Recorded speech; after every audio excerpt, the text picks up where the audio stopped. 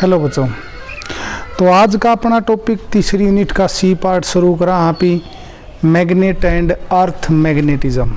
ये दो हिस्सा में ख़त्म होगा भाई। एक में आप पढ़ाएंगे मैग्नेट के बारे में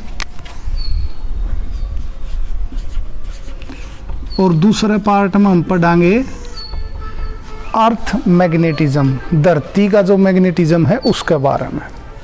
आसान सा पार्ट है, ज़्यादा कुछ इम्पोर्टेंट इसमें है नहीं। अगर पहली यूनिट आपने पढ़ी है ढंग से इलेक्ट्रिक फील्ड इंटेंसिटी की, तो ये जो सी पार्ट है ये बहुत आसान लगेगा।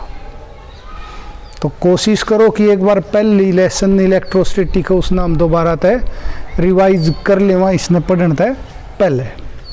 तो शुरुआत है मैग्नेट की। तो सबसे पहले जो बात आती है वो आती है भाई मैग्नेटिज्म क्या होता है। Magnetism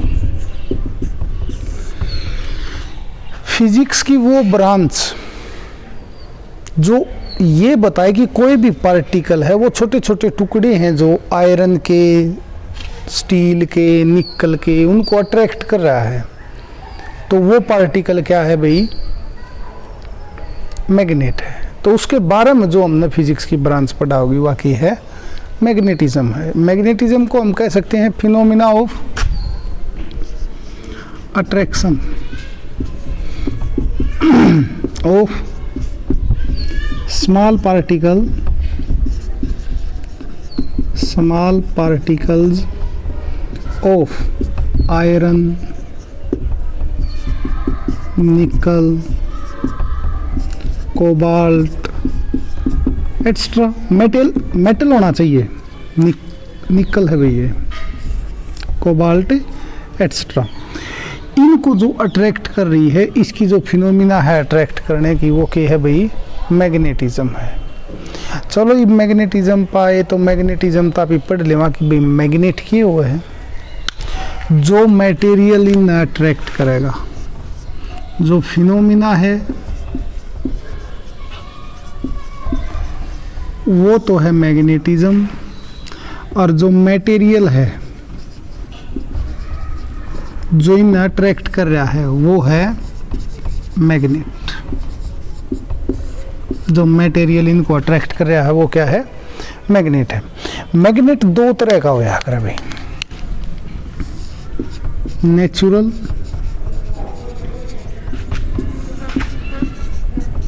artificial.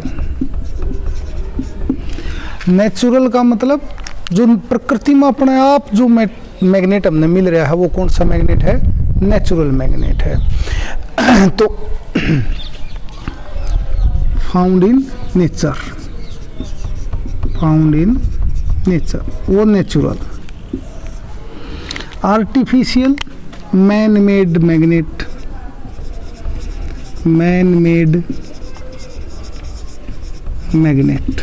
उसको हम क्या नाम देते हैं भाई? Artificial magnet.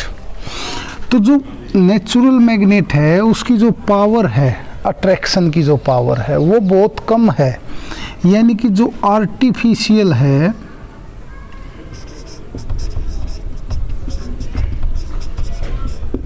Is much more stronger then natural magnet से बहुत ज़्यादा स्ट्रोंग है कौन? आर्टिफिशियल। और आर्टिफिशियल बनेगा किस तरह कि अगर हम किसी मैग्नेटिक मटेरियल के पास किसी सॉफ्ट आयरन की रोड को ले जावा और रब कर देवा थोड़ी देर, तो वो जो सॉफ्ट आयरन की रोड है वो उसके जो मैग्नेटिक प्रॉपर्टीज़ हैं उन्हें एक्वायर कर ले होगी, खुद एक्वायर कर ले होगी। और उस एक्वायर करने के बाद जो वो खुद मैग्नेट बन गई वो कौन सा मैग्नेट है? आर्टिफिशियल है। और भी तरीके हैं भाई, लोहे की छड़ धरती में गाड़ दो नॉर्थ साउथ डायरेक्शन में, मैग्नेट बन जाओगी।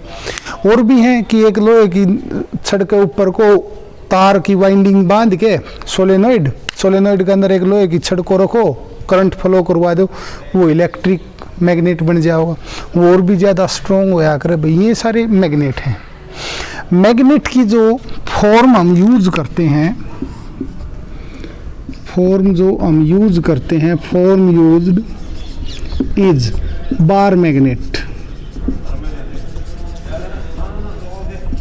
जो फॉर्म मैग्नेट की यूज करते हैं उस फॉर्म को हम क्या नाम देते हैं भाई, बार मैग्नेट। बार मैग्नेट क्यों? अगर एक ऐसा मैग्नेट जिसके जो दो पोल हैं नॉर्थ और साउथ, इन दोनों पोल की जो स्ट्रेंथ है वो क्या है भाई, सेम है, uniform area of cross section है सब कुछ, तो उसको हम क्या नाम देते हैं भाई, bar magnet.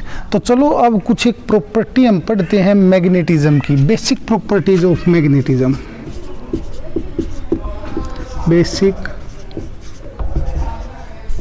Properties of magnetism. Basic property of magnetism का मतलब है कि भाई जो मैग्नेट है उसकी कुछ एक प्रॉपर्टी जो मैग्नेट मिलते ही हमें मिली। पहली प्रॉपर्टी कि जो मैग्नेट है वो मैग्नेटिक मटेरियल यानी कि मेटल्स को अपनी तरफ क्या करेगा भाई, अट्रैक्ट। तो ये क्या करती है, अट्रैक्ट मैग्नेटिक मटेरियल्स। पहली प्रॉपर्टी। जिक्र करते हैं भाई कि दूसरी प्रॉपर्टी क्या होगी, ऑलवेज एग्जिस्ट इन पेयर्स। जो मैग्नेट होगा वो हमेशा पेयर में मिलेगा। पेयर का मतलब नॉर्थ और साउथ। अगर मैग्नेट है इस तरह से है, ये नॉर्थ ये साउथ, यहाँ से तोड़ दिया तो यो पोल साउथ यो पोल नॉर्थ, इस तरह से हमेशा किस में रहेगा भाई, वो नॉर्थ और साउथ में रहेगा, दो पोल ही रहेंगे भाई उसके हमेशा। तीसरी प्रॉपर्टी, लाइक पोल रिपेल और अनलाइक पोल अट्रैक्ट। यह प्रॉपर्टी है भाई, यह प्रॉपर्टी की है या तो एक नेचुरल चीज है, लाइक कुछ भी है, लाइक एक जैसा, वो हमेशा रिपेल करेगा, अनलाइक हमेशा अट्रैक्ट करेगा, ये नेचर का नियम है। चौथी प्रॉपर्टी जो इसकी होगी, कूलॉम्स लॉ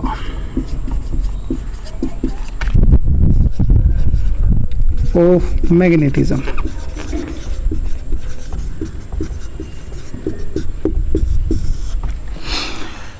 कूलॉम्स का नियम क्या है कि जो फोर्स होगा दो मैग्नेटिक पोल में वो होगा directly proportional to pole strength. ये क्या है भाई, पोल स्ट्रेंथ, पोल स्ट्रेंथ। ये क्या है, force between two pole, force between two poles. ठीक है भाई। तो F inversely proportional to r square. देखो ये हमने चार्ज में भी पढ़ा था, इसीलिए कह रहा था कि पहली यूनिट बहुत जरूरी है पढ़नी। आर क्या है भाई, डिस्टेंस बिटवीन पोल्स, पोल के बीच की दूरी। और अगर हम इन दोनों को कंबाइन कर दें तो हमारे पास इक्वेशन बनती है भाई m1 m2 divide by r square. और जैसे ही डायरेक्टली प्रोपोर्शनल हटाओगे कोई कांस्टेंट यूज करोगे, कांस्टेंट होगा mu naught upon 4 pi m1 m2 divide by r square. ये है हमारा कूलॉम्स लॉ। यो जो कांस्टेंट है, इस कांस्टेंट की जो यूनिट होती, सॉरी जो वैल्यू होती है भाई 10⁻⁻⁷ होती है भाई। जिस तरह से हमने 1/4 पाई एप्स नोट की वैल्यू देखी थी, कांस्टेंट था, एप्सिलॉन नोट की वैल्यू देखी थी, उसी तरह यहाँ म्यू नोट निकालोगे तो 4 पाई को उस तरफ ले चलो, 4 पाई मल्टीप्लाई 10⁻⁻⁷। तो इसकी जो यूनिट होगी वो यूनिट क्या होगी, वेबर पर एम्पियर पर मीटर, वेबर पर एम्पियर पर मीटर। या तो अपनी 4 आ गई। जब भी अब आगे फॉर्मूले जैसे हमने उसमें यूज करे थे कि एक्सियल लाइन इक्वेटोरियल लाइन, वो सब हम इसमें भी पढ़ाएंगे। उसमें हमने पहली यूनिट में हमने फॉर्मूला यूज किया था F इज इक्वल टू के Q1 Q2 divide by are square. के का वैल्यू थी 1/4 पाई एप्सिलॉन नॉट, इसमें है म्यू नॉट अपॉन 4 पाई, बाकी तो सेम टू सेम है। तो जो पांचवी प्रॉपर्टी रहती है कि अगर किसी मैग्नेटिक मटेरियल को हम इसके नज़दीक रख दें, मैग्नेट के नज़दीक, इफ a magnetic material